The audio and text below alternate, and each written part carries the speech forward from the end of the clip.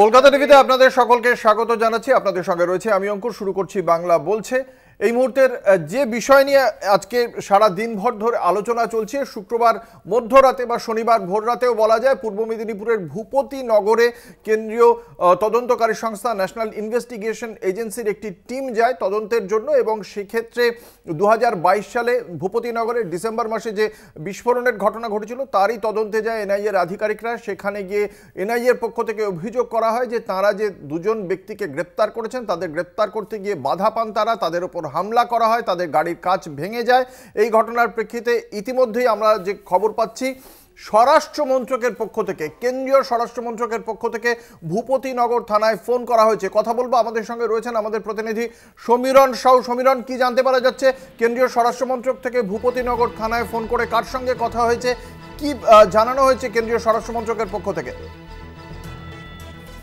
আমরা যেটা সূত্র মারফত জানতে পারছি যে স্বরাষ্ট্র মন্ত্রক থেকে ভূপতিনগর থানায় ফোন করা হয়েছে এবং ভূপতিনগর থানায় ফোন করে সেখানে যে পুরো ঘটনাটি ঘটেছে, সকাল থেকে কি ঘটনা ঘটেছে পুরো ঘটনাটা রিপোর্ট তারা তলব করেছে। সেই সাথে ভূপতিনগর থানায় ফোন করে সমীরণ, তুমি আমাদের সঙ্গে থাকো, তুমি স্থান বদল করো, সম্ভবত কোনো নেটওয়ার্কের প্রবলেম হচ্ছে। আপনাদের জানিয়ে রাখি, ভূপতিনগর কাণ্ডে তৎপর কেন্দ্রীয় স্বরাষ্ট্র মন্ত্রক। ভূপতিনগর থানায় ফোন করা হয় কেন্দ্রীয় স্বরাষ্ট্র মন্ত্রকের পক্ষ থেকে। বিশদে জানবো, আমাদের সঙ্গে রয়েছেন আমাদের প্রতিনিধি সমীরণ সাউ। সমীরণ, বিশদে জানাও দর্শকদের।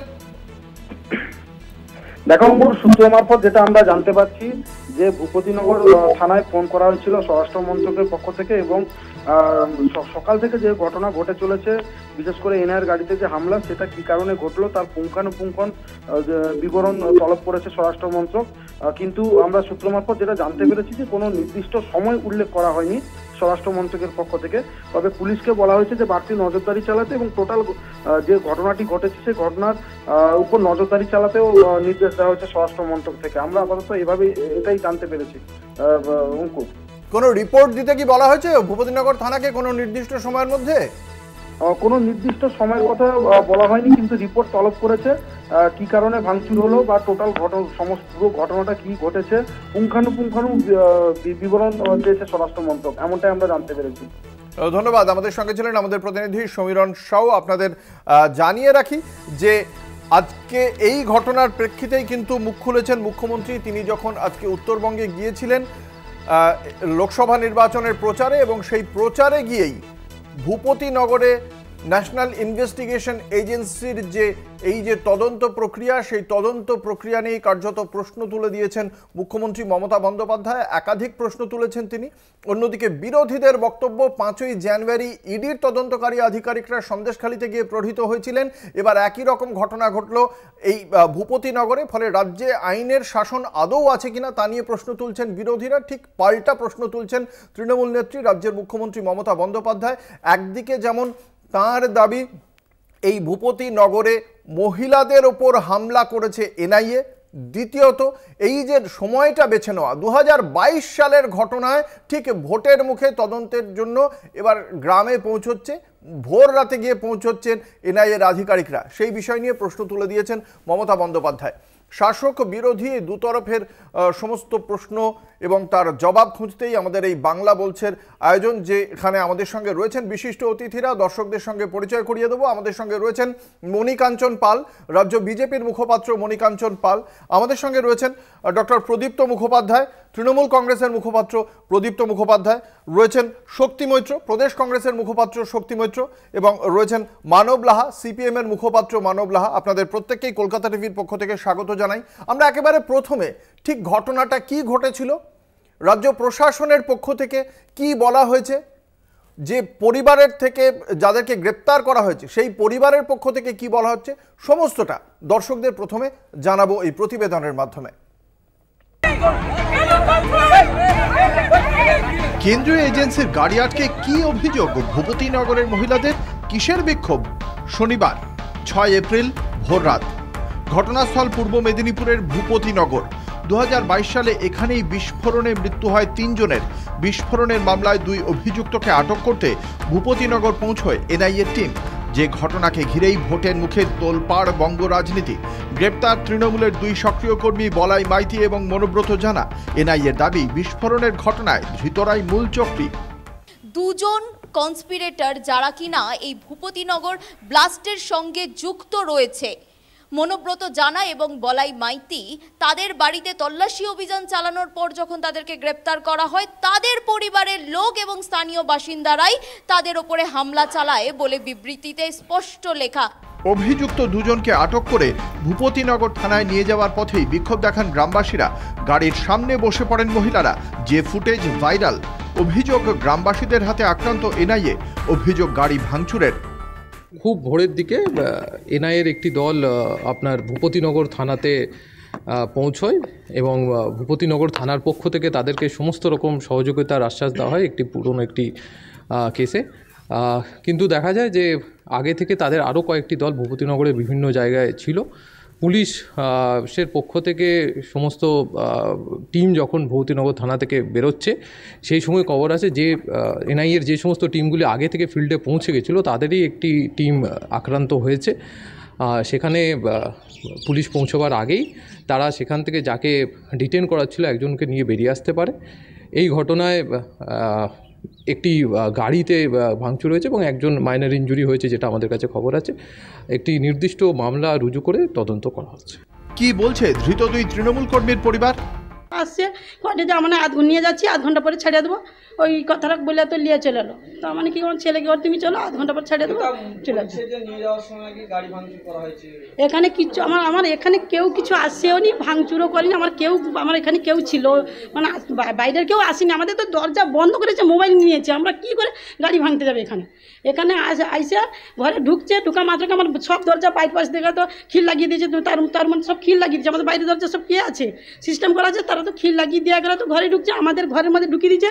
ঘর নু বাড়া যায়। এমনকি বললাম যে মেয়েটাকে স্কুল ছাড়তে যাওয়া হবে, বলে না আমাদের লোক যাবে ছাড়তে, তোমার বাড়িতে কেউ যেতে পারবে না, পুকুর ঘাটকে যাওয়া হবে না। ওখানে আতশবাজির কারখানা ছিল, আতশবাজিতে মানে হয়ে আগুন লেগে ওখানেই হয়ে যায়, দুর্ঘটনাটা ঘটে ওইখানে। এখানের সঙ্গে কোনো বলাইবাবুর কোনো যোগ নেই। হ্যাঁ, রাজনীতি করে, তৃণমূল করে, ওই অঞ্চল সভাপতি পদে আছে। ধৃত বলাই মাইতি এবং মনোব্রত জানাকে শনিবার কলকাতার স্পেশাল এনআইএ কোর্টে পেশ করা হয়। রিয়া মাঝি, সৌম্যজিৎ চট্টোপাধ্যায় ও সমীরণ সাউয়ের রিপোর্ট, কলকাতা টিভি। আমরা দর্শকদের এই প্রতিবেদন দেখালাম। এই প্রতিবেদনের যারা বক্তব্য রেখেছেন, অর্থাৎ পুলিশ এবং গ্রেপ্তার হওয়া পরিবারের সদস্যরা, সেই বক্তব্য শুনলেন রাজনৈতিক দলের মুখপাত্ররা। আমরা তাদের থেকে তাদের বক্তব্য এবার শুনবো, কিন্তু একটা ছোট্ট বিজ্ঞাপনী বিরতির পর ফিরে আসছি। ব্রেকের পর দেখতে থাকুন বাংলা বলছে। ফিরে এলাম বিরতির পর, আপনারা দেখছেন বাংলা বলছে, আপনাদের সঙ্গে রয়েছে আমি অঙ্কুর। যে আলোচনায় আমরা ছিলাম সেখানে এই এনআইএ তদন্তকারীদের ওপর হামলার ঘটনা, বিরোধীদের পক্ষ থেকে বলা হচ্ছে যে এর আগে ইডির ওপর হামলা, এবার এনআইএ। রাজ্যে কি আইনের শাসন আছে? প্রদীপ্ত মুখোপাধ্যায়, তৃণমূল মুখপাত্র। না, রাজ্যের যদি আইনের শাসন না থাকতো তাহলে তো এটা উত্তরপ্রদেশ হতো। রাজ্যে যদি আইনের শাসন না থাকতো তাহলে তো এটা অন্যান্য রাজ্যগুলো হতো, যে রাজ্যে পুলিশকে ওপর থেকে গুলি করে মারা হয়, তারপর পুলিশ আবার এনকাউন্টার করে দেয়। আজকে রাজ্যের আইনের শাসন আছে বলেই ভূপতিনগরে যাদেরকে গ্রেপ্তার করা হয়েছে, ভূপতিনগরে যখন এনআইএ গিয়েছে, পুলিশকে না জানিয়ে ভোর রাতে চলে গিয়েছে। এত বড় বড় কি তো বলছে লোকাল লোক, বাজি কারখানা ছিল। 22 সালের ঘটনা, সেই 22 সালের ঘটনা যখন এখন যাচ্ছে, যাক পুলিশের সহযোগিতা নিয়ে যাক। আচ্ছা, না নিয়ে যখন যাচ্ছে, যখন ঘটনাক্রম ঘটেছে, গ্রেপ্তার কারা হয়েছে, কার অভিযোগের ভিত্তিতে গ্রেপ্তার হয়েছে? তাহলে আমরা তো অ্যাক্ট অফ যে জায়গাটা, অ্যাক্ট অফ ল, সেটা তো করেছি। সেই অ্যাক্ট অফ ল করার পরে কি হয়, ধরুন এই সন্দেশখালির ক্ষেত্রেও দেখুন, বা অন্যান্য অনেক ক্ষেত্রে দেখুন, কাজটা করে দেয় পুলিশ। অভিযোগ ফভিযোগ আসে, সব কিছু হয়, পুলিশ কাজটা করে দেয়। তারপর কেন্দ্রীয় তদন্তকারী সংস্থারা এসে বলে যে ভাই দেখো, আমি উদ্ধারকর্তা, আমি তোমাদের বাঁচিয়ে দিয়েছি, আমি শাসন করছি। কিন্তু 19 দিন লেজ গুটিয়ে থাকে সিবিআই বা ইডি। আমার বক্তব্য হচ্ছে যে পশ্চিমবঙ্গকে তোমরা যদি এরকম একটা জায়গায় মানে ছবি তৈরি করতে চাও, মমতা বন্দ্যোপাধ্যায়ের ছবি যতক্ষণ আছে না, একটা বিশ্বাস ব্যবস্থা। সরকার 1 দেখেছো? সরকার 1 না সরকার 2? সেখানে অমিতাভ বচ্চন বলছে যে সোচ, সোচ আমাদের কাছে না মমতা বন্দ্যোপাধ্যায়ের যে ভাবনাটা আছে যে আইনের শাসন আছে বলেই পশ্চিমবঙ্গে গণতন্ত্র আছে, বিরোধীরা এত ভালো করে রাজনীতি করতে পারছে, অন্যান্য জায়গার মতন এটা নয়। দেখা যাক এ বিষয়ে আজকে মমতা বন্দ্যোপাধ্যায় বলছেন, যখন বিরোধীরা বলছে আইনের শাসন আছে কিনা, সেই সময় মমতা বন্দ্যোপাধ্যায়ের বক্তব্য এনআইএই হামলা করেছে। কি বলেছেন মমতা বন্দ্যোপাধ্যায় ভূপতিনগরের ঘটনার প্রেক্ষিতে আমরা একদম প্রথমে শোনাবো। হামলাটা কে করেছে?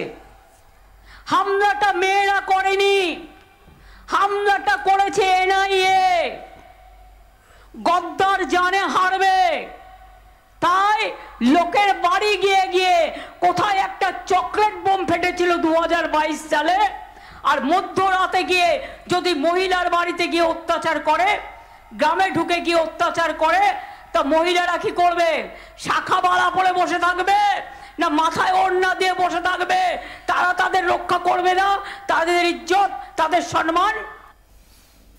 আসবো কংগ্রেসের কাছে। চকলেট বোমা ফেটেছিল, মধ্যরাতে গিয়েছে এনআইএ, এনআইএই হামলা করেছে, মহিলারা প্রতিরোধ করেছে, এই যুক্তিকে কিভাবে দেখছেন? ব্যাপারটা হচ্ছে 2022 সাল ঠিক নির্বাচনের প্রাক্কাল 2024-এ 6 এপ্রিল ভোরবেলা এনআইএ গেল।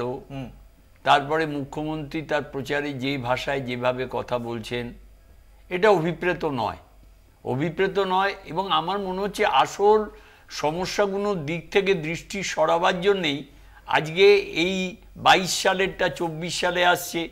24 সালে এসে ঠিক নির্বাচনের প্রাক্কালে প্রচার করতে গিয়ে, নির্বাচনের প্রথম পর্যায়ে প্রচার করতে গিয়ে মমতা বন্দ্যোপাধ্যায় একজন পাড়ার যে ধরনের মানে বাজে ছেলেরা যে ধরনের কথাবার্তা বলে, মহিলাদের বাড়িতে গিয়ে অ্যারেস্ট করা, এটাকে কিভাবে দেখেন? সঠিক হয়েছে না? মধ্যরাতে মহিলাদের বাড়িতে গিয়ে অ্যারেস্ট করাটা কখনোই সঠিক নয়। আমি এটা বিশ্বাস করেন? মমতা বন্দ্যোপাধ্যায়ের অভিযোগ এর আগেও করেছেন, কুণাল ঘোষও করেছেন, মমতা বন্দ্যোপাধ্যায় মঞ্চ থেকে করেছেন যে বিজেপি মানে নির্বাচনে বিরোধীদের পঙ্গু করে দেওয়ার জন্য সাংগঠনিকভাবে হোক, অর্থনৈতিকভাবে হোক, এরকম ভাবে কেন্দ্রীয় সংস্থাকে ব্যবহার করছে, এবং এটাও সেই ঘটনারই একটা সর্বশেষ সংযোজন। বিশ্বাস করেন? অঙ্কুর, আমি তোমার একটা কথা বলি, মমতা বন্দ্যোপাধ্যায় যদি এটা মনেই করতেন প্রথম থেকে, তাহলে তিনি ইন্ডিয়া জোটে গিয়ে ছেড়ে বেরিয়ে চলে আসতেন না। এই কথাগুলো অপ্রাসঙ্গিক।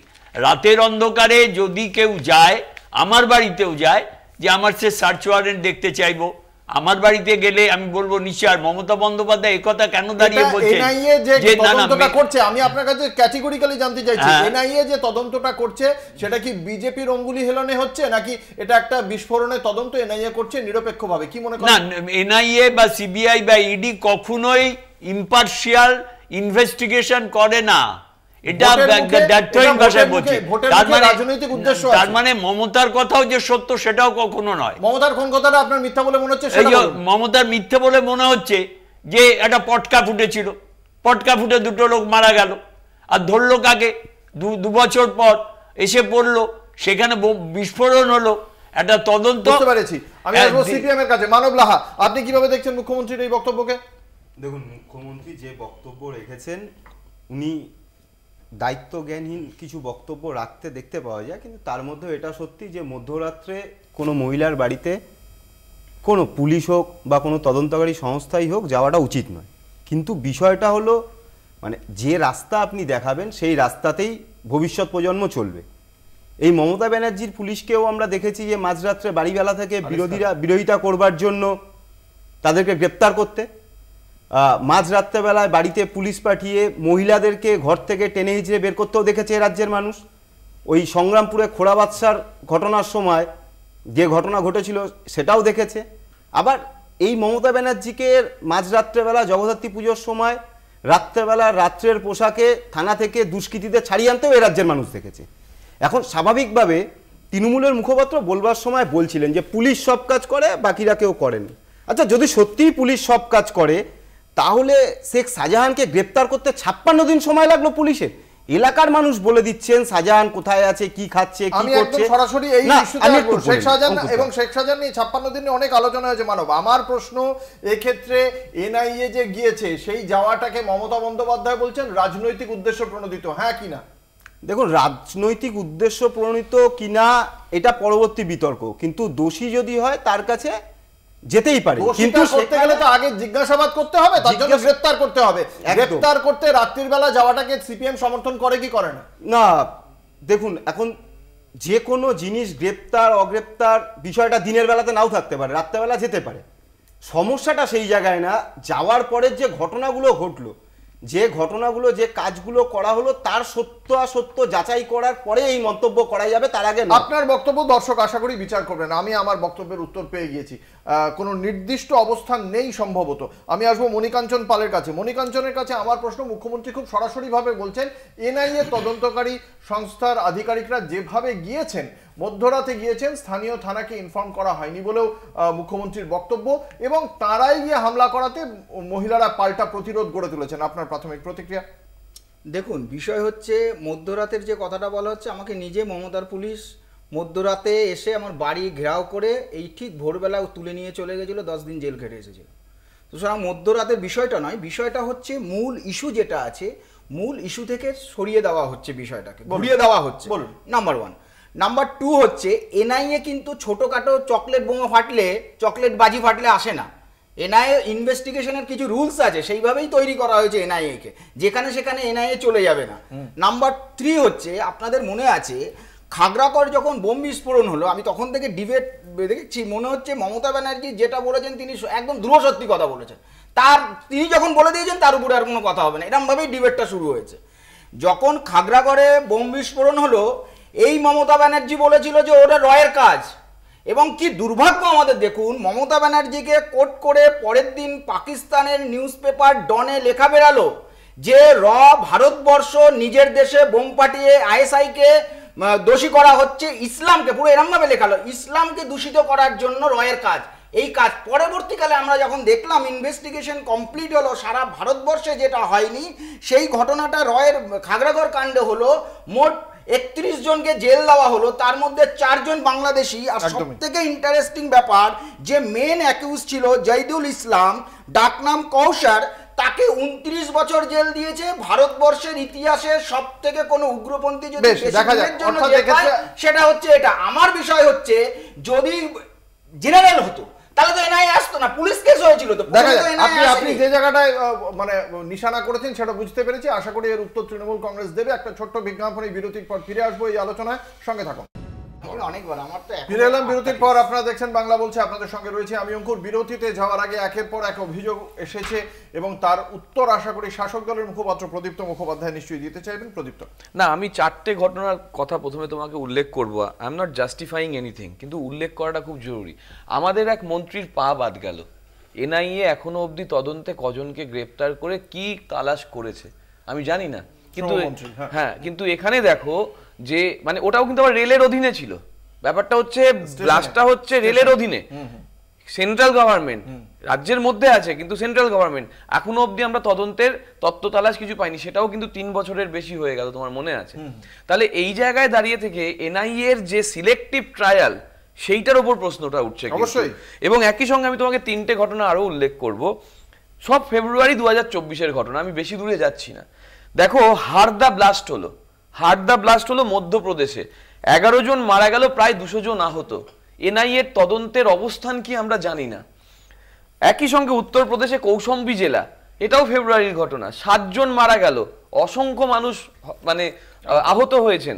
সেখানে এনআইএ এর তদন্ত তালাশ কি খবরে দেখা গেছে আমি জানি না। তামিলনাড়ুতে বিরুধনগর যে জেলা আছে, সেটাও ফেব্রুয়ারির ঘটনা, 9 জন চলে গেলেন, মারা গেলেন, সেখানে কি অবস্থা জানি না। তাহলে পশ্চিমবঙ্গকে, আমার আপত্তিটা কোথায়?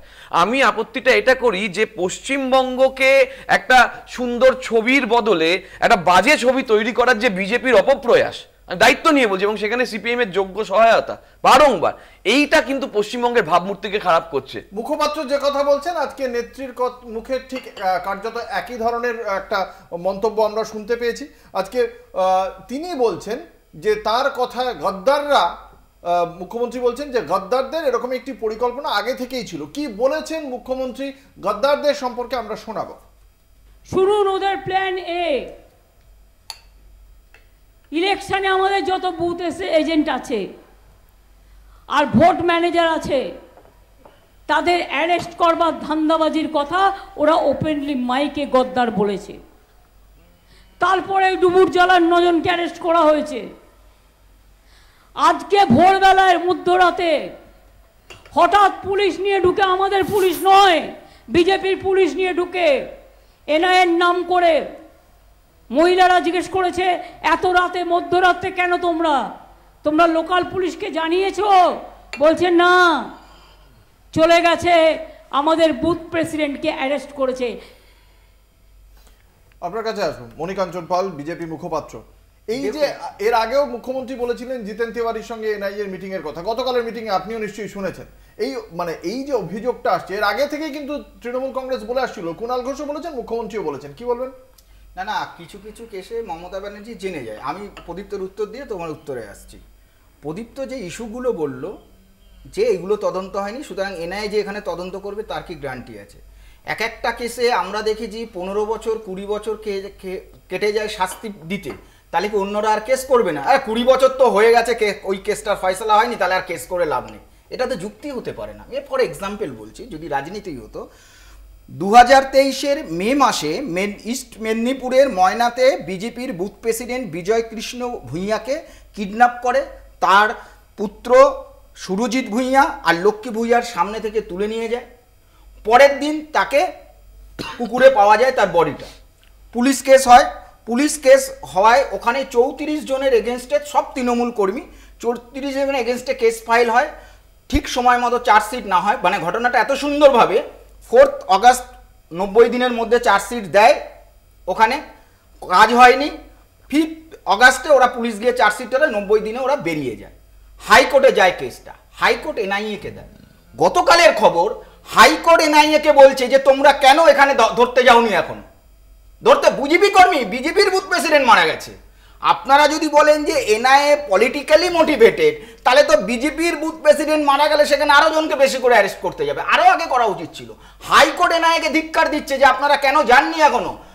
স্বরাষ্ট্র মন্ত্রককে চিঠি লিখেছে, এনআইএ তার উত্তরে বলেছে স্বরাষ্ট্র মন্ত্রকের কিছু কমিউনিকেশন বা চিঠি চারবারির জন্য আমরা যাইনি। এক মিনিট, আপনি যে কথাটা বললেন, আপনার কথার প্রেক্ষিতেই আমি জানতে চাইছি। আসছি প্রদীপ্ত, এখানে তার মানে যেখানে গেলে ভারতীয় জনতা পার্টির রাজনৈতিক প্রফিটটা বেশি হতে পারে বা ডিভিডেন্ডটা বেশি হতে পারে, এনআইএ সেখানেই যাবে, ব্যাপারটা কি সেরকম দাঁড়াচ্ছে? তাহলে তৃণমূল কংগ্রেসের দুটো লোককে যদি অ্যারেস্ট করা যায়, যেটা মমতা বন্দ্যোপাধ্যায় বলছেন, তাহলে তাদের ভোটের ক্ষেত্রে সাংগঠনিকভাবে তারা পঙ্গু হয়ে যাবে। বিজেপির বিজয় কৃষ্ণ ভূঁইয়া যেহেতু মারা গিয়েছেন, আজকে বিজেপির তার যে যারা লোক রয়েছেন তাদেরকে গ্রেপ্তার করতে বিশেষ কিছু হবে না। আরে গ্রেপ্তার হবে বিষয়টা এটা নয়। আমি প্রথমে কি দিয়ে শুরু করলাম, মমতা ব্যানার্জি এনআইএ ইস্যু থেকে ঘুরিয়ে রাত্রে কেন গেল, ইস্যুটা হয়ে গেল এখানে। বিষয় যেটা হচ্ছে, এক মিনিট লাস্ট শেষ করছি। বিষয় যেটা হচ্ছে, বিভিন্ন অঞ্চলে মিডিয়ার খবর যে তৃণমূল কংগ্রেসের মিছিল মিটিংয়ে লোক হচ্ছে না, তাদের মোটিভেট করার জন্য আজকে তৃণমূল কংগ্রেসের সুপ্রিমো শুধুমাত্র ভোট পিপাসু মমতা ব্যানার্জি শুধু এই মোটিভেটেশনের জন্য এরকম অ্যাগ্রেসিভ স্টেটমেন্ট দিচ্ছে।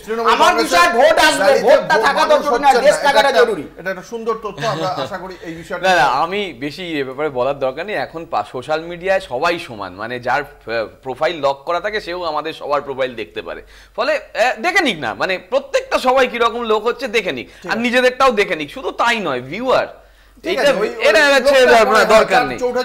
চৌঠা জুন রিপোর্টে নিশ্চয়ই বোঝাবে। এখন সিআইডির একজন লোক গেছিল আলিগড় উত্তরপ্রদেশে, সেখানকার বিজেপির যুব সভাপতিকে, মন্ডল সভাপতিকে ধরতে। কেন? তিনি মমতা বন্দ্যোপাধ্যায় সম্পর্কে খারাপ খারাপ কথা লিখেছিলেন বা আরো কিছু ঘটনাক্রম ছিল।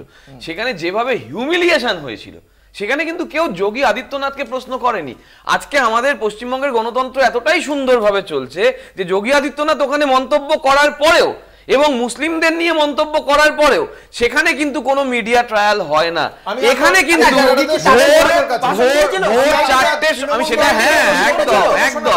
ভোর 4টের সময় পৌঁছে যাচ্ছে আর 5:45-এ মেল করছে। আমি মমতা বন্দ্যোপাধ্যায় যে কথা বলছেন এটা পরিকল্পনা।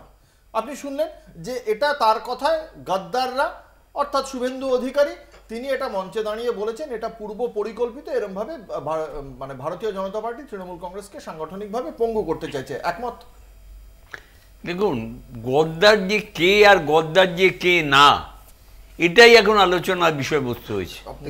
4 বছরের মধ্যে শুভেন্দু 2020 পর্যন্ত এই তৃণমূল মন্ত্রিসভার 1 নম্বর লোক। গদ্দারটা ছাড়ুন না, আপনার কি মনে হয় যে বিজেপি এইটা এরকম ভাবে সাংগঠনিকভাবে পঙ্গু করার জন্য এটা করছে? না না, আমি ছাড়বো কেন? একটা প্রশ্ন না বললে অন্য কাউকেও বলতে পারেন। না না না, ক্যাটাগরিক্যালি সুকান্ত মজুমদার এবং শুভেন্দু অধিকারীর নামটা মেনশন করেছে।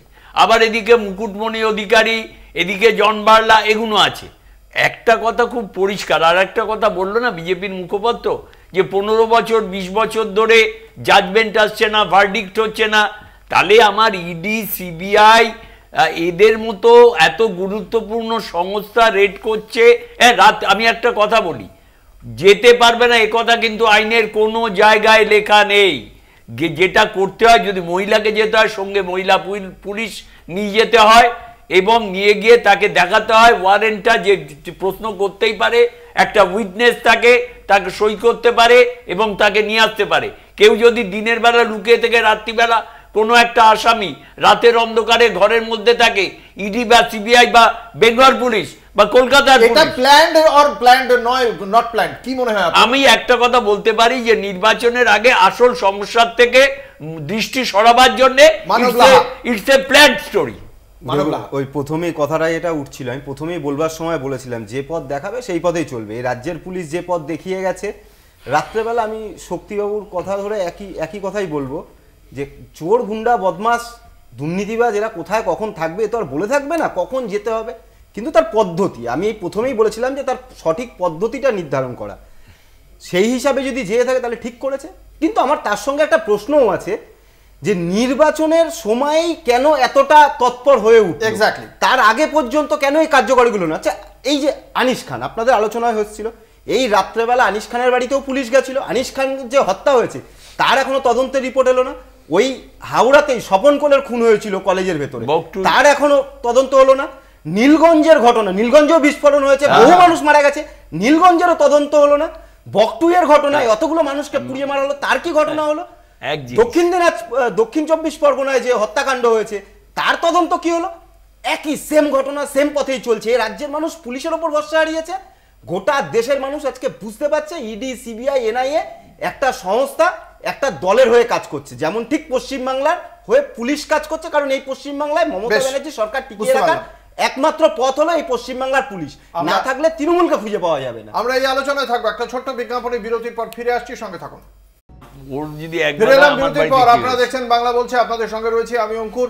ঠিক এই পরিস্থিতিতে দাঁড়িয়ে রাজ্যের মুখ্যমন্ত্রী বলছেন যে আদতে ভারতীয় জনতা পার্টি সরাসরি চেষ্টা করছে যে তাদের সাংগঠনিকভাবে পঙ্গু করে দিতে নির্বাচনের মুখে। নির্বাচনে আপনারা শুনলেন যে পরিবারের পক্ষ থেকে বলা হলো ওই ব্যক্তি দুজনকে গ্রেপ্তার করা হয়েছে, একজন বলাই, একজন মনোব্রত। এদের দুজন ছিলেন স্থানীয় তৃণমূল কংগ্রেসের অঞ্চল সভাপতি এবং তারা বুথের কাজের দায়িত্বও ছিল তাদের ওপর। ফলে তাদেরকে যদি সরিয়ে দেওয়া যায় তাহলে বুথে নির্বাচনী এজেন্ট পাওয়ার ক্ষেত্রেও তৃণমূল কংগ্রেসের সমস্যা হতে পারে, এমনটাই ধারণা। তৃণমূল নেত্রী এর জন্য কি দাওয়াই দিচ্ছেন, আমরা বিকল্প কি ভাবনা রয়েছে তৃণমূল নেত্রীর, আমরা শোনাবো। আমি সব জায়গায় তৃণমূল কংগ্রেস কর্মীদের বলবো, second tyre, 3 tyre alternative arrangement করে রাখার জন্য। ও যদি আমার ফার্স্ট টায়ারের নেতাকে অ্যারেস্ট করে, আমার যাতে সেকেন্ড টায়ার, 3rd টায়ার কাজ করতে পারে। আমাদের কর্মীর অভাব নেই, আমাদের মা বোনেদের অভাব নেই। আমি আসবো বিজেপির কাছে।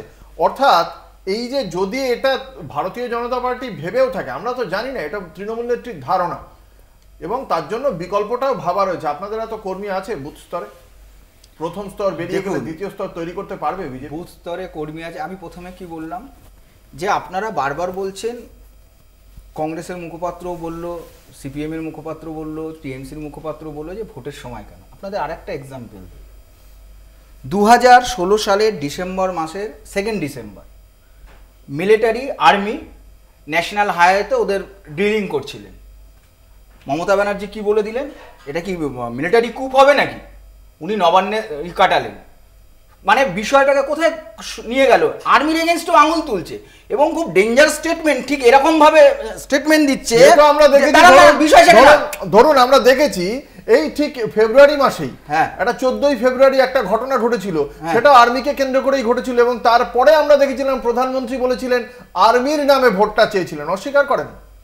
যখন 1971 সালে বাংলাদেশ স্বাধীন হলো, তখন তো আমরা ইন্দিরা গান্ধীকেও দুর্গার সাথে তুলনা করেছি। হ্যাঁ, তো আর্মি করেছিল, ইন্দিরা গান্ধী তো যুদ্ধটা করতে যায়নি, তিনি ডিসিশনটা দিয়েছিলেন, তাই তো?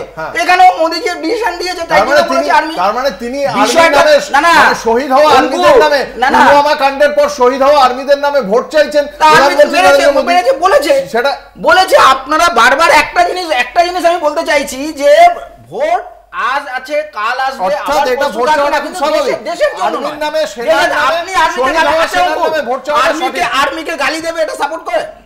আর্মিকে গালি দেবে? মমতা ব্যানার্জি বলেছে না, মমতা ব্যানার্জি বলেছে টাকা তুলছে। তৃণমূল কংগ্রেসের মুখপাত্র কি বলছেন? দেখুন, আমি আবারও বলছি যে ক্যা মে উন শহীদোं के नाम आपका एक ভোট মাং सकता हूं, এই কথাটা কিন্তু ভোটের সময় বলা হয়েছিল।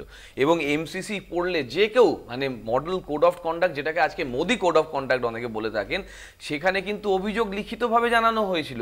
তারপরেও এরকম কোনো ব্যবস্থাপনা হয়নি বা একটা ন্যূনতম কন্ডেমনেশন হয়নি যে বলা হচ্ছে যে তুমি ভাই এটা বলে ভুল করেছো। কিন্তু এমসিসিতে লেখা আছে যে কোনোভাবে সৈন্যদের নামে ভোট চাওয়া যাবে না। কিন্তু কোন সৈন্য, আমি বলে দিই, দাদার উত্তরটা দিই, কোন সৈন্য যদি রাস্তায় বেরিয়ে সাধারণ মানুষকে বলে বিজেপিকে ভোট দেবে, সেইটা কি আমরা সমালোচনা করতে পারবো না? হ্যাঁ, প্রমাণ দেখিয়েছি, আমাদের সোশ্যাল মিডিয়া হ্যান্ডেলে এখনো রয়েছে, যাও দেখে নাও, এখনো সোশ্যাল মিডিয়া হ্যান্ডেলে রয়েছে, আমরা সেখানে দেখিয়ে দিয়েছি। একটা আর্মি মানুষ, কিন্তু যখন ডিউটিতে থাকলে তখন কিন্তু সেটা মানুষ নয়। আজকে যেটা সিপিএম অভিযোগ করছে যে ওরা পুলিশ না থাকলে তৃণমূল থাকবে না, ঠিক তেমন ভাবে আজকে তোমাদের এই অভিযোগটা না আমি নিয়ে চোখে দেখছি না, আমরা দেখেছি ন্যাশনাল। আমাদের দাদা আমার বলার সময় আছে তো, আমি বলি, তোমার সময় তুমি লিখে রাখো। না না, তুমি একটু জাস্ট একটু করছি, পার্ডন মি যে আমরা election commission, state election commission পঞ্চায়েতের জন্য একটা সিদ্ধান্ত দিল, টিএমসি 3 জন মন্ত্রী রাত্রেবেলা তার বাড়িতে গেল, ডিসিশন চেঞ্জ হয়ে গেল। না এবার বলি, ইলেকশন কমিশনকে তোমরা এভাবে কন্ট্রোল করেছো, ভাবছো বিজেপি? এবার বলি আসলে না, নিউ টাউনে এনআই এর যে এসপি থাকে, তার বাড়িতে মিটিংটা সম্পর্কে মনিকাঞ্চন দা দেখতে পাচ্ছে না, মানে অর্ধেক দেখে। আমার বক্তব্য হচ্ছে সেটা মনিকাঞ্চন উল্লেখ করছেন না, আমি জানি না। আমি বলি মুখ্য নির্বাচন কমিশন, আমি সেটাই তো বলতে চাইছি, আমি সেটাই যাচ্ছি। মুখ্য নির্বাচন কমিশনার থেকে শুরু করে ইডির মানে যিনি মুখ্য আধিকারিক তাকে রেখে দেওয়া, তাতে হাইকোর্টে সুপ্রিম কোর্টে তার সমালোচনা, শুধু তাই নয়, শুভেন্দু অধিকারী গরমকালে বলে দিচ্ছেন তিনটে ডেট, এবং তারপরে মুখপাত্ররা, তখনও মনিকাঞ্চন দা আসতো না মুখপাত্র হিসেবে, ছেড়ে দিয়েছিল মুখপাত্র পদটা হয়তো, কিন্তু মনিকাঞ্চন দার সহকর্মীরা বলে গেছে ওই তো হাইকোর্ট 3টে ডেট দিয়েছে, তাই 3টে ডেটের কনটেক্সটে আমরা এই কথা বলছি। এই যে কালকের যে ঘটনা ঘটেছে বা আজকে ভোরের যে ঘটনা ঘটেছে, এই যে কেন্দ্রীয় সংস্থার উপর যে হামলা, এর আগে আমরা রাজ্যের মুখ্যমন্ত্রী দেখেছিলাম 5ই জানুয়ারির ক্ষেত্রেও একটা সাপোর্টের কথা উঠে এসেছিল বিধানসভায় দাঁড়িয়ে, এবং আজকেও এই কেন্দ্রীয় সংস্থার উপর হামলার প্রেক্ষিতে বা প্রতিরোধ হলেও যেটা হয়েছে, একজন ইনজিওর্ড হয়েছে, গাড়ির কাচ ভাঙা হয়েছে, এটার কোনো নিন্দাও কিন্তু আমরা শুনিনি। না আবারও বলছি, আমরা শাহজাহানের যে বিষয়টা তোমরা উল্লেখ করছো সেটার থেকে শুরু করে এখনো অবধি কোনোভাবে যদি কোনো রকম অসহযোগিতার করার থাকে সরকার থেকে, তাহলে তো করতে পারতো, সরকারের থেকে কোনো অসুবিধা হয়নি। না নিন্দা কেন হবে? ভোর 4টের সময় এনআইএ চলে যাচ্ছে লোকের বাড়িতে, মহিলার বাড়িতে, আর 5:45 পুলিশকে ডাকছে, এবং তার বাড়িতে মহিলাকে দিয়ে করা হয়েছে। এবং তার থেকে বড় কথা যে যদি তোমাকে পুলিশকে জানাতেই হয়, বারবার বললে ডিস্টার্ব হয়, দাদা লিখে রাখো না। এবং 4টের সময়, আরে ভুল বলছি তুমি ঠিক করে দাও না, তাহলে তুমি আর একটা ভুল বলেছো, আমি কি তার মধ্যে বলেছি? এই আলোচনার সঙ্গে থাকুন। ফিরে এলাম বিরতির পর, আপনারা দেখছেন বাংলা বলছে, আপনাদের সঙ্গে রয়েছে আমি অঙ্কুর। আজ বিরোধী দলনেতা শুভেন্দু অধিকারী এই ঘটনার প্রেক্ষিতে, ভূপতিনগরের ঘটনার প্রেক্ষিতে রাজ্য পুলিশের মহানির্দেশক অর্থাৎ ডিজি সহ একাধিক পুলিশ আধিকারিকের বিরুদ্ধে পদক্ষেপ করার জন্য নির্বাচন কমিশনের কাছে লিখিত চিঠি দেওয়া হয়েছে বলে ভারতীয় জনতা পার্টির পক্ষ থেকে জানিয়েছেন তিনি। কি বলেছেন বিরোধী দলনেতা, আমি একবার শোনাবো দর্শকদের। আমি বলবো, ইলেকশন কমিশনের আওতায় এখন গোটার ব্যবস্থাপনা, আইন শৃঙ্খলা রক্ষা করার দায়িত্ব নির্বাচন কমিশনের। অবিলম্বে রাজ্যের DGP, ADG law and order, SP Purba Medinipur, OC Bhupatinagar, SDPO Kanthi immediate sack করাও। ইমিডিয়েট আমরা লিখিত দাবিও করেছি, আজকে আপনাদের মাধ্যমেও দাবি করছি। আসবো মানব লাহা সিপিএম এর মুখপাত্রের কাছে। ভারতীয় জনতা পার্টির পক্ষ থেকে এই যে দাবি, সেই দাবিকে আপনারা কিভাবে দেখেন? এটা করলে কি খুব একটা কাজের কাজ হয় বলে মনে করছেন? না দেখুন, শুভেন্দু অধিকারী কি বলবে সেই নিয়ে ভেবে লাভ নেই, কারণ এই শুভেন্দু অধিকারীরাই তৃণমূলেরই ফসল। এবং শুভেন্দু অধিকারী জানেন যে 2011 সালের আগে নির্বাচনে এই রাজ্যে তৃণমূল সরকারকে তৈরি করবার জন্য ঠিক একই রকমের ঘটনাই ঘটিয়েছিল। শালবনীতে বুদ্ধদেব ভট্টাচার্যের কনভয়ের ওপর হামলা চলেছিল। 5ই নভেম্বর সশস্ত্র পুলিশে লালগড়ের জনগণের কমিটির অবরোধ শুরু হয়। 19শে জুন শালবনীতে যৌথ বাহিনীর অভিযান শুরু হলে তারপরেও 26শে জুন ছত্রধর মাহাতো ধৃত। এই ছত্রধর মাহাতোই আবার তৃণমূলের সরকারের সময় দেখতে পাওয়া গেলে এমএলএ হিসাবে বসেছিলেন। এখন এই দুষ্কৃতীদেরকে নিয়ে কাজ চালানো, দুষ্কৃতীদেরকে সাথে নিয়ে চলা তৃণমূলের বহু পুরনো অভ্যাস।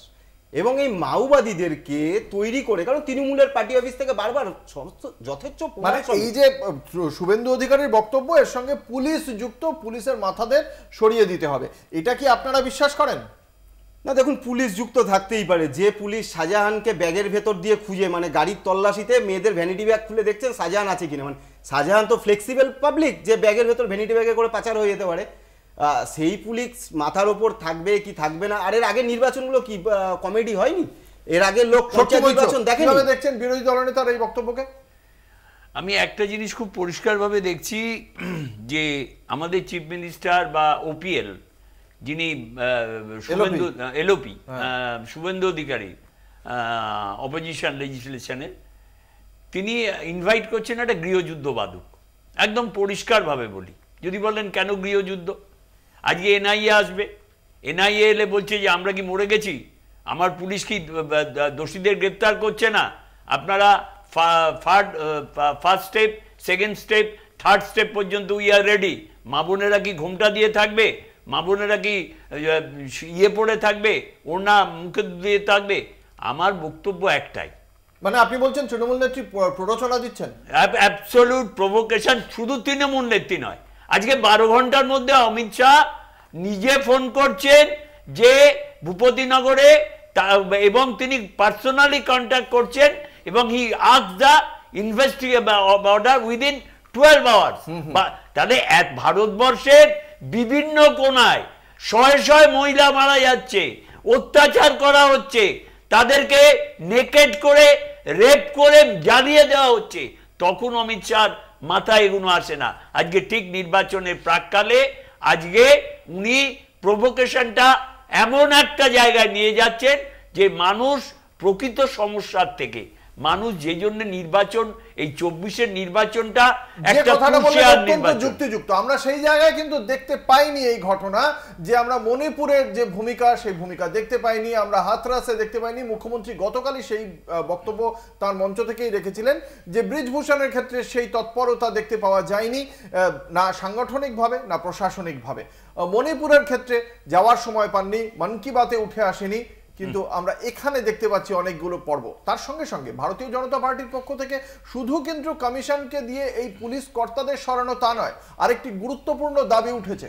রাজ্য বিজেপির মুখপাত্র এবং দলের সাংসদ, রাজ্যসভার সাংসদ শ্রমিক ভট্টাচার্য, তিনি কি দাবি করেছেন আমরা একবার শোনাবো দর্শকদের। মুখ্যমন্ত্রীর প্ররোচনায় তো আক্রমণ চলছে, তো এবার তার মুখ্যমন্ত্রীর কথা উজ্জীবিত মানুষ আক্রমণ করছে। তো দেশের আভ্যন্তরীণ নিরাপত্তাকে যদি রাজ্যের মুখ্যমন্ত্রী কম্প্রোমাইজ করে ফেলে, তো সেখানে কোনো আইনের শাসন থাকে না, সেই সরকারটাকে রাখা উচিত। আজকে গলি থেকে রাজপথ মানুষ বলছে যে এই পুলিশকে এভাবে রেখে দিয়ে নির্বাচনকে অবাধ, শান্তিপূর্ণ এবং রক্তপাতহীন করা যাবে না, অন্তত 355 এখানে দরকার। আবার সেই 355-র কথা, মণিকাঞ্চন পাল, আপনারা কি গণতান্ত্রিকভাবে কোনো সরকারকে ফেলার মতো ক্ষমতা রাখেন না, সেই কি 355-র কথা বলছেন ওই জন্য? দেখুন, ব্যাপারটা আমরা মনে হয় গুলিয়ে ফেলছি। আমাদের লোকালের পুলিশ স্টেশন আর এনআইএ এক জিনিস নয়। যে কোনো ছোটোখাটো ঝামেলায় চকলেট বোমা, পিসিমা চকলেট, বুড়িমা চকলেট এসব ফাটলে এনআইএ আসে না। আমরা যেটা দেখেছি যে টিএমসির বুথ প্রেসিডেন্ট রাজকুমার মান্না, তার ভাই দেবকুমার মান্না এবং বিশ্বজিৎ গায়েন ওই বোম বিস্ফোরণে হত্যা হয়েছিল, এবং তার বডিটা প্রায় অনেক দূরে ভাগ হয়ে ছিটকে গেছিল। চকলেট বাজি ফাটালে অন্তত এটা হয় না। তো সেই জায়গায় এনআইএ ইনভেস্টিগেশন, আমরা কম্পেয়ার করছি পুলিশের সাথে এনআইএ। এনআইএ যেখানে আমি আসছি, এবার সেইখানে তুলনা করা হচ্ছে, তাই জন্য তদন্তটা দুটো এক করে দেওয়া হচ্ছে। আর পুলিশকে তো আমরা দেখেছি থানায় টেবিলের নিচে লুকিয়ে থাকতে, পুলিশ থানার বাইরে, ক্রিমিনালরা থানার ভিতরে বসে আছে। এই তো আমাদের পুলিশের অবস্থা। আপনি অঙ্কুর মনে হাত দিয়ে বলো তো যে আজকে জেনারেল পাবলিক পুলিশকে কতটা রেসপেক্ট করে, কতটা রেসপেক্ট করে পুলিশকে, কোন জায়গায় গিয়ে দাঁড় করিয়েছে তৃণমূল কংগ্রেস পুলিশ। 355 কি আপনাদের লক্ষ্য? শুধুমাত্র 355 একদম শুধুমাত্র পুলিশের অর্থাৎ গণতান্ত্রিকভাবে তৃণমূল কংগ্রেসের গণতান্ত্রিকই তো, ভোটটা তো গণতন্ত্রই দেবে। 355 ভোটের কথা বলা হয়েছে, বলছে 355 ধারা জারি করে সরকার সরিয়ে সরকারের পুলিশের হাতে যাতে ক্ষমতা না থাকে সেইভাবে ভোটটা করা। তৃণমূল কংগ্রেসের উত্তর শুনবো। না, 355 নম্বর ধারা মণিপুরেও জারি ছিল, কয়েকদিন পরেই জারি হয়েছিল, 3 মাস পরে আর কি। তার মধ্যে একজন মহিলাকে ওরকম উলঙ্গ করে ঘোরানো হয়েছে। 355 ধারা দারুণ কাজ করেছে, গির্জার পর গির্জা জ্বলে গেছে, 355 নম্বর ধারা দারুণ কাজ করেছে। পুলিশরা যাচ্ছে রেড করতে, আর দুপাশে 2 বাড়ি থেকে পুলিশদেরকে গুলি করে মেরে দেওয়া হচ্ছে। 355 নম্বর ধারা দারুণভাবে জারি থাকছে। আসলে 355 নম্বর ধারা বিজেপির অধিকাংশ লোকেদের জিজ্ঞেস করলে কি সেটাই বলতে পারবে না। 355, 356, 352 এগুলো অ্যাকচুয়ালি তো ওরা অলিখিত আর্থিক ইয়ে জারি করে, জরুরি অবস্থা জারি করে দিয়েছে। ফলে 300 মানে রাষ্ট্রপতি শাসন জারিতে ওরা কিছুটা করেই দিয়েছে। মানুষের পেটের খাবারের টাকা আটকে রাখছে, বাড়ির ছাদের টাকা আটকে রাখছে, বুঝতেই পারে না। এটাই তো বলছি, 355 নম্বর ধারা না জানলে হিস্ট্রিটাই বুঝবে। আমি যে কেন বলছি 352 নম্বর ধারার কথা, যে এরা, আমার বক্তব্য কি তাহলে? তোমার তো আজকে অন্য কিছুর বক্তব্য ছিল না, তুমি অন্য জায়গায় কথা আনলে কেন? শোনো না, এত অধৈর্য হলে হবে? মুশকিল হচ্ছে যে অধৈর্য হবে না, যে সিএম এরকম ভাবে প্রভোকেশন দেয়, সিএম প্রভোকেশন দিচ্ছে। আরে তোমরা সাজা দাও না ভাই, তোমরা প্রভোকেশন দিচ্ছ, মানুষকে ভুল বোঝাচ্ছ প্রতিদিনে, তোমরা প্রত্যেকদিন ভুল বোঝাচ্ছ। তৃণমূল বলতে তাদের চড়া হচ্ছ, তোমাদের তো মানুষ বুঝে নিচ্ছে, উত্তর দিতে পারছো না। মানুষ তৃণমূলের ওই দেখো আবার শিক্ষিত ছেলে, কোথায় প্রভোকেশন দিয়েছে? তুমি অশিক্ষিত নাকি? তুমি তো শিক্ষিত, তাহলে আমার বলার সময় কেন বলছো? তুমি তো শিক্ষিত, বিষয় তো ছিলাম, তুমি না বুঝতে পারলে তোমার সমস্যা। তুমি তো তুমি তো অ্যাঙ্কার নও, তাহলে তুমি ঠিক করবে কেন? আবার বলছি, তোমরা তৃণমূল দলকে কি বলছো তুমি জানো?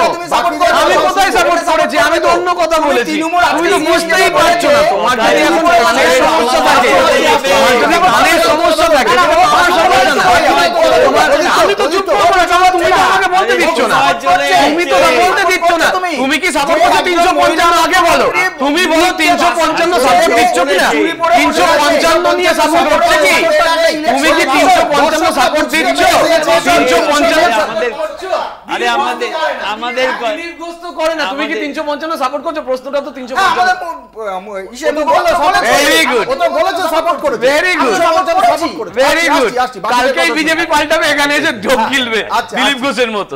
আমি একটা কথা বলি, 356 বা 355 সংসদীয় গণতন্ত্রে জাতীয় কংগ্রেস কখনোই এটা সমর্থন করে না। অনেকবার অ্যাপ্লাই করে আবার কথার মধ্যে কথা বললো না ভাই, তাহলে কিন্তু আমি কাউকে কথা বলতে দেবো না, আমি বলি না। আর জনগণের রায়ে নির্বাচিত সরকারকে আজকে রাজ্যপাল বা রাষ্ট্রপতির শাসনে মানুষ ভুল থেকে শিক্ষা নেয়। আমি একটা কাজ করি, কাজ করতে গিয়ে ভুল হতেই পারে, সেই ভুল থেকে আমার শিক্ষা নেওয়া উচিত। অবশ্যই 355 অ্যাপ্লাই করা উচিত পশ্চিমবাংলায়, একথা আমি কখনো বলবো না। পাশাপাশি আমি এইটা বলতে পারি যে মানুষ আজকে মমতা বন্দ্যোপাধ্যায়ের বাহিনীর জন্যে বা বিজেপির এই এনআইএ সিআইএ তারা যদি ভোট চায় সৈন্যের নামে, শহীদদের নামে, পুলওয়ার নামে, তাদের দুটোকেই বন্ধ করে মানুষ তাদের গণতান্ত্রিক অধিকার প্রয়োগ করার দিন, যাতে নির্ভয়ে ভোট গ্রহণ কেন্দ্র পর্যন্ত ভোটের জন্য কি 355 জারি হওয়া উচিত? না, কখনো নয়। মানব লাহা, সিপিএম। দেখুন, পরিষ্কারভাবে একটা কথা বলি, মানুষ রায় দিয়েছে, তো মানুষের রায়কে সম্মান জানাতে হবে। মানুষের রায়কে শেষ করে দিয়ে কখনো কোনো কিছু চাপিয়ে দিয়ে গায়ের জোরে দখল করে নিতে হবে, এই চিন্তা ভাবনাটা স্বৈরাচারীর প্রথম লক্ষণ। এবং এই লক্ষণ ভারতবর্ষের বহু জায়গায় দেখতে পাওয়া গেছে। এই অজিত পাওয়ারকে গ্রেপ্তার করতে গিয়ে একদিকে যখন তৃণমূলের ক্ষেত্রে হোক বা অন্যান্য রাজনৈতিক দলের ক্ষেত্রে হোক, সিবিআই ইডির যে ভূমিকা, বিজেপি নেতাদের ক্ষেত্রে সেই ভূমিকা দেখতে পাওয়া যায় না। 2 নম্বর আমি একটু মনিদার কথার একটা উত্তর দিই। এই পুলওয়ামা নিয়ে ভোট চেয়েছে, দেখুন আপনারা যে এত কথা বলেন না সৈন্যবাহিনী নিয়ে, এই গর্ববোধ, এত গর্ববোধ বিজেপির মুখে মানায় না। কফিন কেলেঙ্কারি কাদের সময় হয়েছে বলুন তো? আপনার সরকারের সময়ই হয়েছিল, বিজেপির সময়। আপনারা শহীদের যারা মারা গেছেন তাদের কফিনটা পর্যন্ত আপনারা বেঁচেছেন। আচ্ছা, পুলওয়ামা নিয়ে সত্যপালকে চেনেন তো? সত্যপাল দাবি জানিয়েছিল যে 5টা এয়ারক্রাফট চেয়েছিল আধা সেনা, কেন দিলেন না আপনারা? আজকে এই 42 জন হতো আর ঠিক ভোটের মুখোমুখি আপনারা করলেন। তার মানে কি কোথাও বিজেপি চেয়েছিল যে এরকম পুলওয়ামার মতন একটা ঘটনা হোক যাতে নির্বাচনের বৈতরণী পেরোনো যায়? আর আজকে ঠিক যেটা নির্বাচনী বিধি লঙ্ঘন হয় সেই জায়গাতে দাঁড়িয়ে একবার আপনারা শহীদের নামে ভোট চাইছেন, অন্যদিকে রাম ধর্মের নামে ভোট চেয়ে বেড়াচ্ছেন।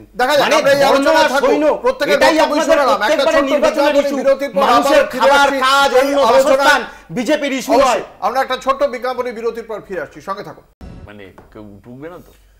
ফিরে এলাম বিরতির পর, আপনারা দেখছেন বাংলা বলছে, আপনাদের সঙ্গে রয়েছে আমি অঙ্কুর। যে আলোচনায় আমরা ছিলাম, 355 ধারা জারি করার কথা বলছেন শ্রমিক ভট্টাচার্য। বাংলার পুলিশের ওপর, প্রশাসনের ওপর কোনো ভরসা নেই। DG, ADG law and order, পূর্ব মেদিনীপুরের police super, OC Bhupatinagar, SDPO Kanthi, এদের সকলকে এদের বিরুদ্ধে অ্যাকশন নেওয়ার কথা বলছেন বিরোধী দলনেতা। ফলে সার্বিকভাবে রাজ্যের প্রশাসন নিয়ে প্রশ্ন তোলা হচ্ছে, আসলে সুষ্ঠুভাবে ভোটের জন্যই এত বক্তব্য। ঠিক এই জায়গাতেই আমরা দেখলাম নির্বাচন কমিশনের পক্ষ থেকে জানানো হলো যে 19শে এপ্রিল যে 3টি জেলায় ভোট রয়েছে, আলিপুরদুয়ার, কোচবিহার এবং জলপাইগুড়ি, এই 3টি লোকসভা নির্বাচনের ক্ষেত্রে 100% বুথেই কেন্দ্রীয় বাহিনী থাকবে, রাজ্য বাহিনী নয়, কেন্দ্রীয় বাহিনী থাকবে বলে জানানো হয়েছে। এবং সব মিলিয়ে এখনো পর্যন্ত নজিরবিহীনভাবে 920 কোম্পানি আসার কথা, তার মধ্যে 177 কোম্পানি ইতিমধ্যে এসে গিয়েছে। বাকি জায়গাগুলোতেও কিন্তু সম্পূর্ণভাবে কেন্দ্রীয় বাহিনী দিয়ে নির্বাচন হবে। এই যে কেন্দ্রীয় বাহিনী দিয়ে নির্বাচন, এটার সম্পর্কে আমাদের পূর্ব অভিজ্ঞতা কিছু রয়েছে এবং আজ এবারে নির্বাচন কমিশনের যে বক্তব্য, সেই বিষয় নিয়ে কথা বলবো। আমাদের সঙ্গে আমি প্রথমে আসব শক্তি মৈত্র, প্রদেশ কংগ্রেসের মুখপাত্রের কাছে। শক্তিদা, কিভাবে দেখছেন এই যে 100% বুথেই থাকবে কেন্দ্রীয় বাহিনী, কতটা মানে আপনারা কি মনে হয় সুষ্ঠুভাবে হবে? ব্যাপারটা হচ্ছে, কখন এই প্রশ্নটা ওঠে, মানুষ যখন তার গণতান্ত্রিক অধিকার সঠিকভাবে স্বেচ্ছায় দিতে না পারে, তখন এই কেন্দ্রীয় বাহিনী আসার কথাটা ওঠে। এখন কেন্দ্রীয় বাহিনী এসে যদি পঞ্চায়েত নির্বাচনের মধ্যে বসে থাকে, আবার রাজ্যপাল এসে বললেন, সারাদিন ধরে তিনি ঘুরে বেরিয়ে একটা বিবৃতি 1 মিনিটের জন্য দিয়ে চলে গেলেন, তাহলে কিন্তু হবে না। ব্যাপারটা হচ্ছে, আমরা যেটা চাই যে সংসদীয় গণতন্ত্রে 100% জায়গায় 100% বুথে কেন্দ্রীয় বাহিনীরও দরকার নেই, মানুষ তার গণতান্ত্রিক অধিকারটা প্রয়োগ করুক। মানুষ গণতান্ত্রিক অধিকার প্রয়োগ করতে গিয়ে যদি বাধা পায়, কিরম বাধা পায়, কেউ পাড়ার মোড়ে বাধা পায়, কেউ গলিতে বাধা পায়, কেউ তার আগের দিন রাত্রিবেলা বাধা পায়। তাই কেন্দ্রীয় বাহিনী ভোটের দিন দাঁড় করিয়ে দিলেই যে একদম সঠিক ভোট হবে তার কোনো মানে নেই। তার জন্যে একটা পরিবেশ তৈরি করতে হয়, এবং সেটা শুধু শাসক গোষ্ঠীর নয়, সংসদীয় গণতন্ত্রে বিরোধীদের থেকেও মতামত নেওয়ার প্রয়োজন হয়। আজকে মণিকাঞ্চন পালের কাছে যে কথা বারবার করে উঠে আসছে যে আমাদের রাজ্যে বিভিন্ন নির্বাচনে হিংসার ঘটনা ঘটেছে, সেই কারণে বিরোধীদের দিকেও আঙুল উঠেছে, শাসক দলের দিকেও আঙুল উঠেছে। পঞ্চায়েত নির্বাচনে আমরা দেখেছি শাসক দলের কর্মী সমর্থকরাই বেশি নিহত হয়েছে। প্রথম নিহত হয়েছিল অবশ্য কংগ্রেসের কর্মী। কিন্তু আমার বক্তব্য হচ্ছে গিয়ে এই যে 100% বুথে থাকবে, এর আগে তো কেন্দ্রীয় বাহিনী দিয়েই ভোট হয়েছিল বিধানসভা, তখন আপনারা বলেছিলেন এত সুন্দরভাবে ভোট হয়েছে আপনারা 200 পার করবেন, তো এবার কি সেই দিয়েও হবে? দেখুন, ভোটের রাজনীতিতে কার্যকর্তাদের জন্য একটা টার্গেট বেঁধে দেওয়া হয় যে এতটা করতে হবে। এটাও তো বাস্তব যে আমরা 2021-এর নির্বাচনে 3 জন এমএলএ থেকে 77 জন এমএলএ হয়েছে আমাদের, এটা তো বাস্তব। আমাদের তৃণমূল কংগ্রেসের সাথে আমাদের ভোট ডিফারেন্স খুব একটা বেশি নয়, 2% ভোট ডিফারেন্স ছিল, এমন কিছু ভোট ডিফারেন্স ছিল না। তো সেই জায়গায় দাঁড়িয়ে আমাদের তো ইমপ্রুভমেন্ট অনেকটা হয়েছে। কিন্তু প্রশ্ন হচ্ছে যে কেন্দ্রীয় বাহিনী আসছে, আমরা যেটা বলছি যে পুলিশ পথ দেখাবে কেন্দ্রীয় বাহিনী, কেন্দ্রীয় বাহিনী তো লোকাল চেনে না। তো পুলিশ যদি রাজ্য সরকারের অধীনে হয় তাহলে তো কেন্দ্রীয় বাহিনীকে ইউজ করবে না, যেটা শক্তিদা বললেন যে কেন্দ্রীয় বাহিনীকে দিলেই হবে না, কেন্দ্রীয় বাহিনীকে ইউজ করা হবে কিনা, তাদের ঠিকঠাক জায়গায় রাখা হবে কিনা সেটাও দেখার প্রয়োজন রয়েছে। কারণ শক্তিদারা জানতেন যে সিপিএমের আমলে এখানে গণতন্ত্র হয় না, গলির মুখে আটকে দেয়, এই জন্য 2011-এ ওরকমভাবে ইলেকশন করেছিল। এটা শক্তিদাদের দুর্ভাগ্য এখন যে তাদের সাথে অ্যালায়েন্স করতে হচ্ছে, সেটা আলাদা ব্যাপার। কিন্তু শক্তিদারাই দেখিয়েছে যে আমি একদম নিউট্রালভাবে বলছি, 2011-এ কেন্দ্রীয় বাহিনী যেভাবে ইলেকশন করিয়েছে সিপিএমকে হাঁটানোর জন্য, সেই জন্য শক্তিদাদের ধন্যবাদ। তো তো কেন্দ্রীয় বাহিনীকে ইউজ করে কিভাবে ভোট করা যায় সেটা 2011 নির্বাচন দেখিয়ে দিয়েছে। সিপিএম দেখুন, বিষয়টা হলো যে এই নির্বাচনে কেন্দ্রীয় বাহিনীর কথা বলা হচ্ছে। শেষ পঞ্চায়েত নির্বাচনে স্টেট ইলেকশন কমিশনারের ভূমিকা দেখতে পাওয়া গেছিল। সকালবেলা ওনার ঘুমই ভাঙেনি, নাকে তেল দিয়ে ঘুমান। থানাগুলোর ওপর দায়িত্ব ছিল পথ দেখানোর। সে পথ কোথায় পথ দেখিয়েছে যে পরের দিনকে কেন্দ্রীয় বাহিনীর অনেকের ঘুমই ভাঙেনি, কোথাও খেলা মেলা ঘুরতে যাওয়া অনেক কিছু চলেছে। তো এই রকম যদি কেন্দ্রীয় বাহিনী আসে এই রাজ্যে, মানুষ সুষ্ঠুভাবে ভোট দেওয়ার পরিবেশ এই পশ্চিমবাংলায় নেই। কারণ এই পশ্চিমবাংলা দেখেছে যে এই রাজ্যে কি পরিস্থিতি হতে পারে, যে ভোটে জেতার জন্য ব্যালট পেপার চিবিয়ে খেতেও দেখেছে বাংলার মানুষ, ভোটে জেতার জন্য ব্যালট বক্স তুলে নিয়ে মাথায় ছুটে পুকুরে ফেলে দিতেও দেখেছে, ভোটে জেতার জন্য বারাসাতের একজন পঞ্চায়েতের জেলা পরিষদে দাঁড়ানো এটা বেনজির। এই বেনজির সিদ্ধান্তটাকে কিভাবে দেখছেন? ভালো ইতিবাচক দেখছেন? না, দেখুন, মানুষ যদি নির্বাচনে রায় দিতে পারে তাহলে তাকে স্বাগতম জানাবো। আর যদি প্রহসনে ওই ওপরে ওপরে লড়াইয়ের জন্য যদি থাকে তাহলে তার বিরোধিতা আমরা বামপন্থীরা করেছি, করব। তৃণমূল কংগ্রেসের কাছে আসবো। 100% বুথে কেন্দ্রীয় বাহিনী এবং 920 কোম্পানি কেন্দ্রীয় বাহিনী, বেনজির আমাদের রাজ্যের জন্য। 100% কেন, মানে 100%কে যদি মাল্টিপ্লাই করা যায় নানান ভাবে করে দিক না। আমাদের যে কোনো সবার সার্ভিলিয়েন্স মারাত্মকভাবে ইসিআই করছে, যে কোনো সবার মারাত্মক সার্ভিলিয়েন্স চলছে। বারংবার ইসিআই এর লোক আসছে, ছবি তুলছে, সার্ভিলিয়েন্সে আমরা আছি ইসিআই এর। আমরা বারংবার এদের এই যে যাদের দেখা যাচ্ছে তাদের সার্ভিলিয়েন্সে আছি। আমাদেরকে নানানভাবে ঘেরাটোপে রাখা হোক। মানুষকে তো ঘেরাটোপে রাখা যাবে না, মানুষ তো বুথে গিয়ে ভোট দেবে। কিন্তু আমার সেদিনকে খুব ভালো লাগবে যে 100% ভিভিপ্যাটের যে নিরপেক্ষতা। এবং সব থেকে মজার ব্যাপার দেখেছেন যে এবারই গতকালকে থেকে হঠাৎ করে ইলেকশন কমিশন অফ ইন্ডিয়ার যে ওয়েবসাইটের যে জায়গাটা দুর্বল হয়ে গেল। হঠাৎ করে বাংলায় আসা যে সমস্ত ওই মেশিন আছে, সেই মেশিনের ইভিএম মেশিন, আমি বহুদিন আগে মানে 21-এর ভোট শেষ হওয়ার কাছাকাছি সময় থেকে বলেছিলাম যে আমাদের ভারতের প্রায় 37% ইভিএম ডাক্তারখানায় আছে। 21 সালের ভোটের পরেই 37% ইভিএম ডাক্তারখানায় চলে গেছে। সেই 37% ইভিএম ফেরত এসছে। এখন আমার বক্তব্য পরিষ্কার, যেভাবে ভোট হওয়ার কথা সেখানে 4টে এম মারাত্মক, তার মধ্যে একটা এম নতুন যোগ হয়েছে। কোন এমের সময় মিস ইনফরমেশন, কার সময়, মোদিজির সময়।